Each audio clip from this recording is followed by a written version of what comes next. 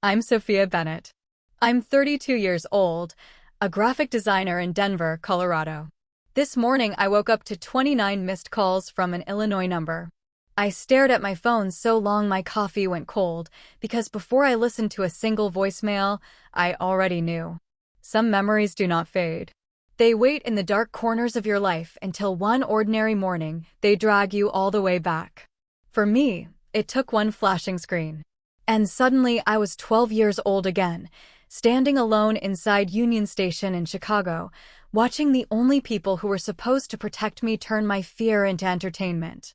My mother left me at a train station as a joke. They made a bet over whether I could find my way home.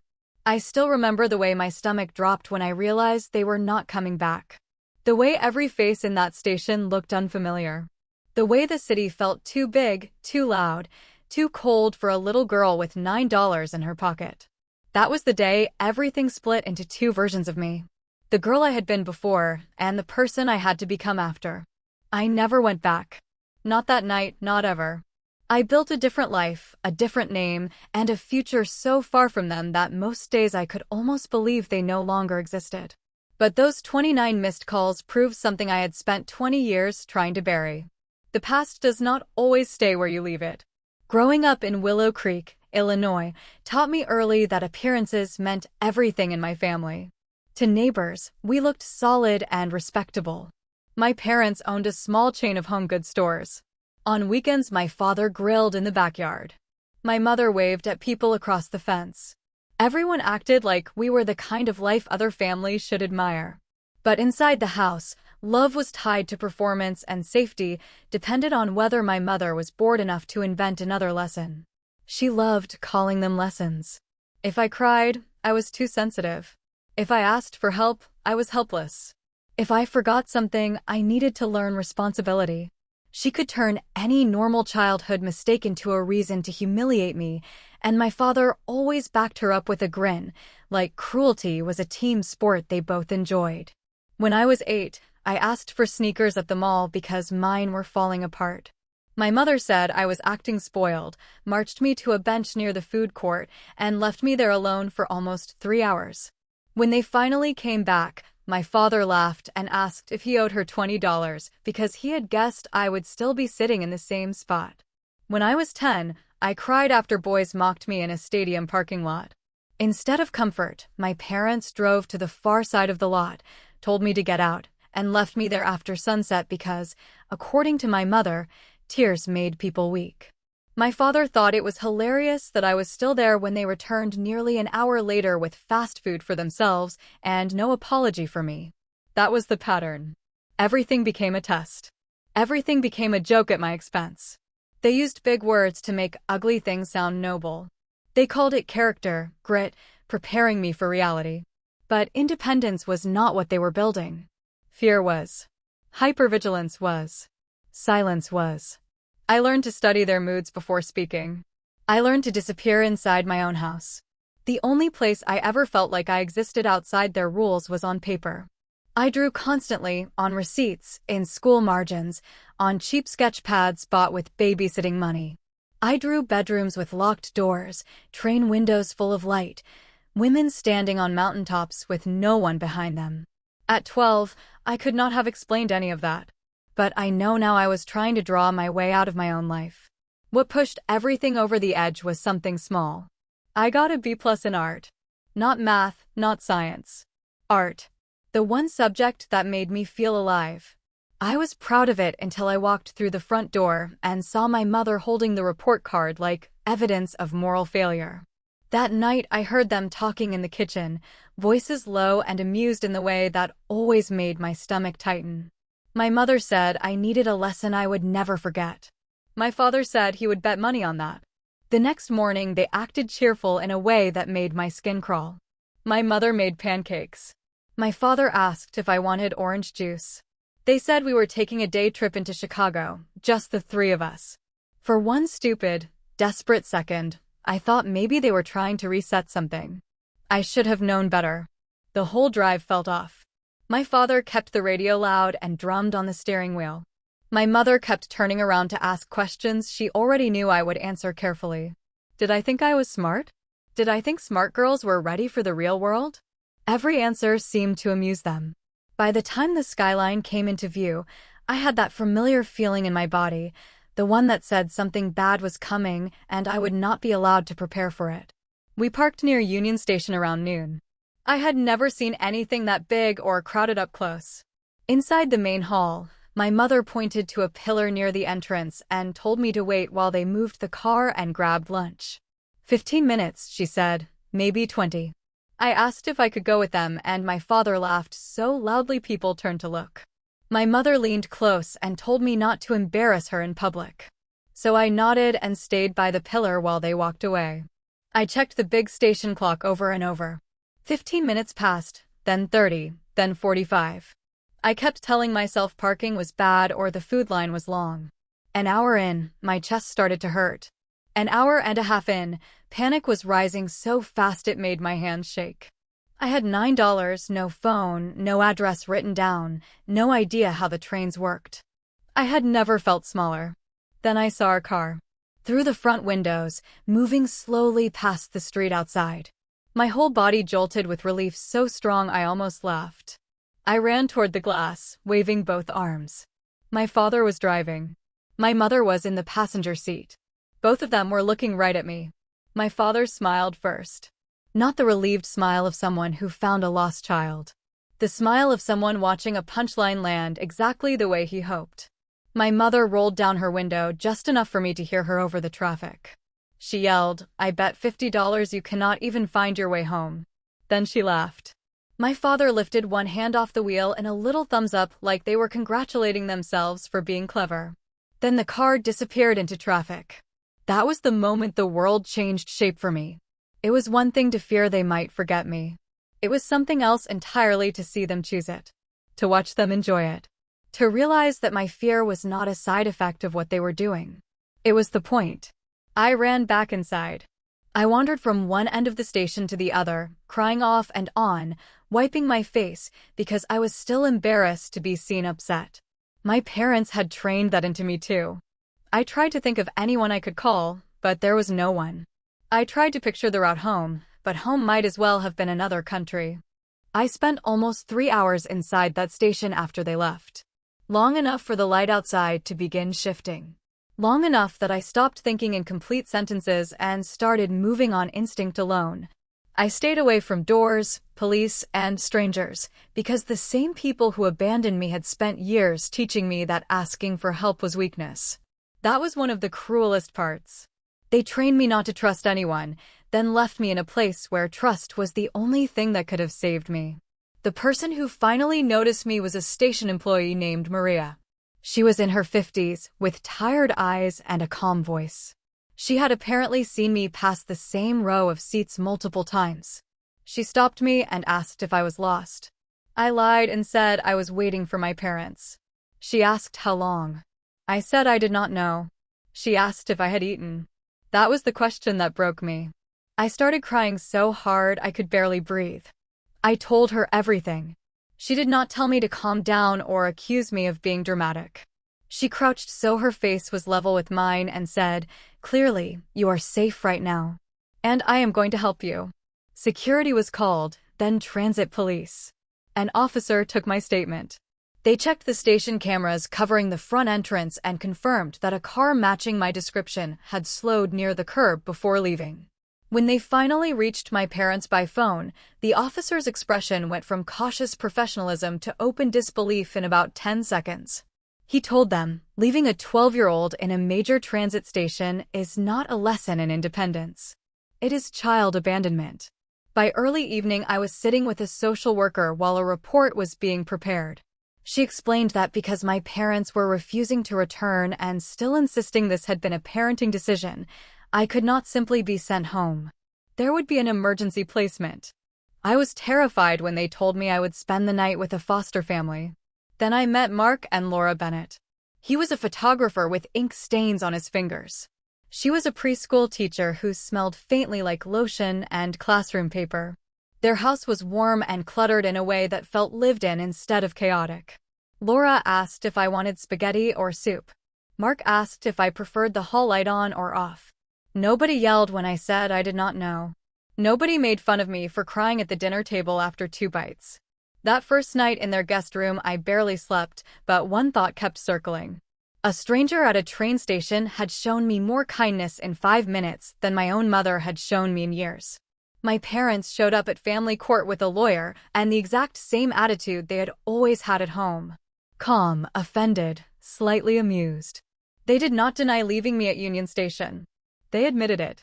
They just insisted it had been controlled, educational, necessary. My mother said they were building resilience. My father said children had become too soft. I sat across from them and realized something that changed me almost as much as the train station itself. They were never going to become the kind of parents who understood what they had done. If they had been capable of that honesty, they would have turned the car around before they ever hit the freeway. The court-appointed therapist's report described a pattern of emotional abuse, humiliation, neglect, and escalating endangerment. Hearing those words out loud felt like oxygen entering a locked room. For years, I had thought my childhood was somehow my fault. The report made it plain. This had not been a strict parenting style. It had been abuse dressed up in middle-class language. When the judge asked if I wanted to return home while the court monitored the family, I said no. So quickly the answer seemed to shock even me. My mother stared at me like I had slapped her. My father muttered something about ingratitude.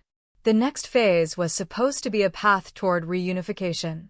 Parenting classes, family therapy, supervised visits. My parents treated it like a public insult. My father complained more about damage to the store's reputation than about losing custody of me. My mother kept saying she would not let the state tell her how to raise her own child. Then they were given a choice. Commit to a 2-year reunification program or voluntarily surrender their parental rights. They chose surrender. My chest did not break in the courtroom the way you might imagine. It went strangely still. I had spent my whole life trying to be good enough to keep them from turning on me. In the end, they gave me up rather than admit they were wrong. They did not lose me because the system stole me. They handed me over to protect their pride. After that, things moved faster. The Bennetts became something more than a placement. Mark started setting aside old photography magazines and art books because he noticed how often I drew. Laura knocked before entering my room, which sounds small until you grow up in a house where privacy does not exist. They learned what foods made me anxious because of old punishments tied to dinner. They did not demand love or gratitude or instant trust. They just stayed. When I was asked if I wanted to change my name, I did not hesitate. Jennifer Caldwell belonged to a girl who had stood in a station with $9 and no idea if she would be alive or dead to her own family by the end of the day. Sophia Bennett belonged to someone with a room of her own, a desk with drawing supplies, a family that did not laugh when she was afraid. Healing did not happen all at once and did not move in a straight line. For years my body still reacted to kindness like it might be a trap. If Laura said she would be back in 15 minutes, I had to fight the urge to stare out the window until her car returned. I hated waiting in public places. I hated the phrase, "I will be right back." Therapy helped, but it was slow work. I learned the words trauma and emotional abuse and hypervigilance. I learned that being hurt repeatedly does not make you stronger the way cruel people claim. It makes you adapt to danger. It makes you brilliant at survival and terrible at rest. Art became more than escape. It became structure, proof that I could make something beautiful without anyone's permission. I got into the Art Institute of Chicago. Moving back toward the city that had once terrified me was not symbolic at first. It was practical. But somewhere during those years I realized I was taking something back. The same city where I had been abandoned became the place where I built myself. After graduation, I took a job in Denver, then opened my own studio. I built a reputation for clean visual storytelling, helping people say clearly who they were and what they stood for. Sometimes the irony of that was almost funny. My whole career grew out of the fact that I had spent childhood trapped inside somebody else's lies. I met Alex through a friend. He was patient in a way that did not feel performative. When I finally told him about Union Station, he did not interrupt or offer some lazy line about everything happening for a reason. He reached across the table, took my hand, and said, "That should never have happened to you." The simplicity of it nearly undid me. We built our life slowly, deliberately, with room for honesty. We got married in a small ceremony with Mark walking me down the aisle and Laura fixing the back of my dress while trying not to cry. We adopted a rescue dog named Max, a mutt with one torn ear and the cautious soul of something that had also been left behind too early. I blocked every account my biological parents ever tried to use to contact me. Most days I could go entire weeks without thinking of Jennifer Caldwell at all. Then my phone lit up with 29 missed calls from Illinois, and the ground shifted. The voicemail was not from my mother. It was from my younger sister Hannah, whose voice sounded older and rougher, the way voices do when life has pressed hard on them. She said our mother had late-stage cancer. Our father had suffered a stroke 6 months earlier. The stores were gone, not struggling but gone, closed or sold at losses after something my mother had done reopened every door she thought she had shut. She had, in a stunning act of hypocrisy, left a comment on a stranger's parenting post about how children today needed stronger discipline. That one comment opened the door. Old neighbors started talking. A retired court clerk hinted the rumors were true. Someone found an old newspaper brief about a custody matter tied to a minor abandonment investigation. A former employee spoke up about what my parents were like behind closed doors. The image they had spent decades polishing collapsed in public, fast and ugly. Customers stopped coming. Church friends went quiet. Civic groups stopped calling. Willow Creek, which had once protected them with gossip and politeness, turned on them with the same tools. Hannah said they were living in a subsidized apartment outside town now. No house, no stores, no standing. They wanted me to come back. Not because they had become different people. Because they were out of options and terrified of dying alone. I asked Hannah why she was calling if she knew I had every reason not to answer. There was a long pause. She said, "Because I wanted you to hear it from someone who is not lying to you." She told me she had cut contact too, recently, after becoming a mother herself and finally requesting copies of the court paperwork. Our parents had spent years telling her a watered-down version, that I had overreacted, that the state had overreached, that foster parents had manipulated me. Reading those records, she said, felt like being hit by a truck. She looked at her own little boy and realized she could never let people like that near him. Hearing that should have made me feel triumphant. Instead, it made me tired in a place deeper than anger.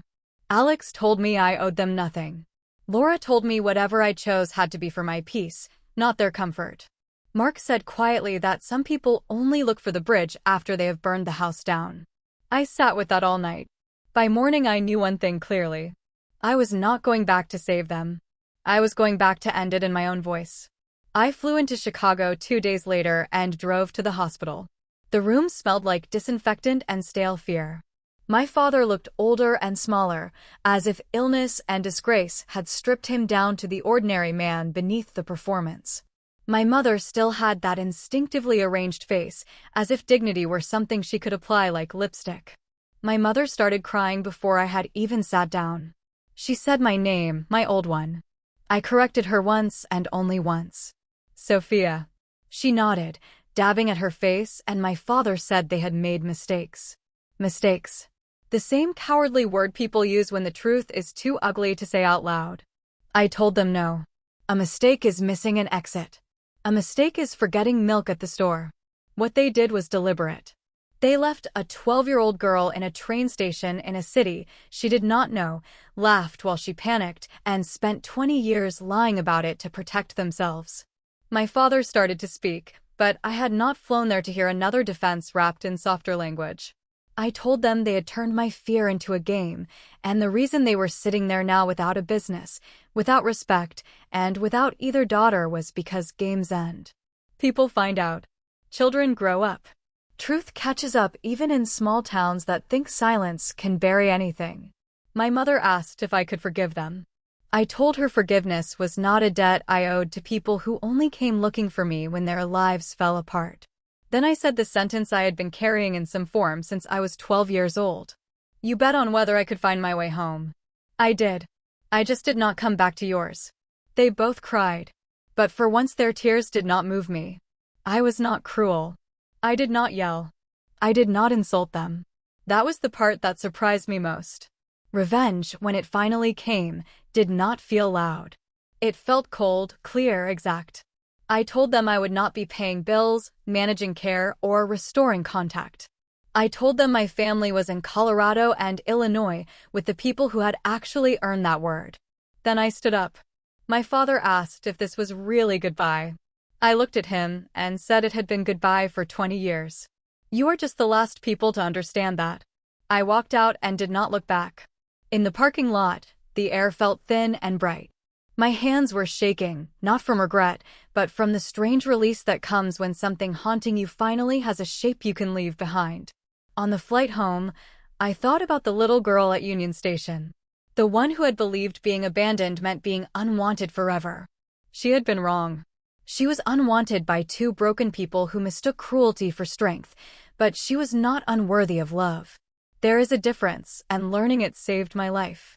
Abuse does not become discipline just because a parent uses cleaner words for it. Humiliation does not build character. Fear does not make children stronger. It only makes them older before their time. And walking away from people who hurt you, even if they share your blood, is not bitterness. Sometimes it is the healthiest thing you will ever do. The family you are born into can shape your wounds. It does not get to define your future. Real love does not laugh when you are scared. Real family does not test whether you can survive without them. Real healing begins the moment you stop calling cruelty a lesson and start calling it what it was. And once you do that, you can build a life so honest, so steady, and so full of peace that even the people who broke you cannot take it back.